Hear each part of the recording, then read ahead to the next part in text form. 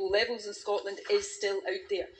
And everything we learn about this still new virus, about its infectiousness, its ability to kill, and its potential to do long-term damage to health, should warn us that we mess with it at our peril. Nicola Sturgeon. Meanwhile, in Wales, the First Minister told the Welsh Parliament that face masks are not a magic bullet for preventing coronavirus. He was responding to a call from a Brexit Party member for face masks to be made mandatory in public in Wales. Face masks aren't compulsory in Wales but are recommended in certain places, like on public transport. However, they must be used on public transport in England and Scotland. The World Health Organization says there is emerging evidence that coronavirus can be spread by tiny particles suspended in the air. Microdroplets are generated by breathing and talking. We also know that face coverings can help to catch microdroplets and prevent the spread of coronavirus. So why then is Wales one of the only countries in the world that does not mandate the use of face coverings in some settings? Wearing a face covering is not by itself a magic bullet that prevents people from contracting or spreading coronavirus. And our own Chief Medical Officer has always had an anxiety, and it's an anxiety I see being shared in other parts of the world, that when people wear a face covering, they act in ways that they wouldn't if they weren't wearing it, and they act in more risky ways as well. Mark Drakeford. And that brings us to the end of this edition of the programme. But do join David Cornock on BBC Parliament on Monday night at 11 for a roundup of the day here at Westminster. But for now, from me, Alicia McCarthy, goodbye.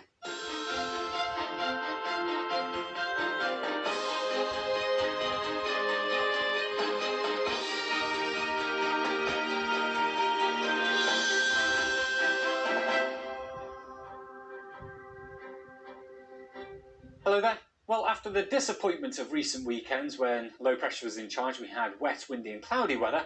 Actually, we've got off to a decent start this weekend. A sunny morning, a bit of cloud built up during Saturday afternoon, but Saturday evening time, that cloud began to fragment and we had clear spells that started to develop, and they're continuing to develop actually right now, with those skies continuing to clear underneath this area of high pressure. But the eagle-eyed amongst you might notice this approaching weather front. Yes, that will bring some rain to the far northwest as we head through Sunday.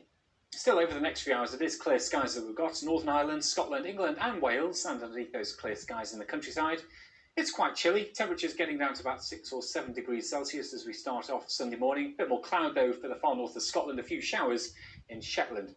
For most of us though, it is a fine and sunny start to the day with almost clear blue skies first thing in the morning, but mid-morning the cloud will bubble up across eastern areas of England, eastern Scotland, so becoming quite cloudy into the early afternoon for a time. But the thickest cloud is in Northern Ireland, and here we'll start to see some rain getting in through the afternoon, and eventually that will arrive for western Scotland.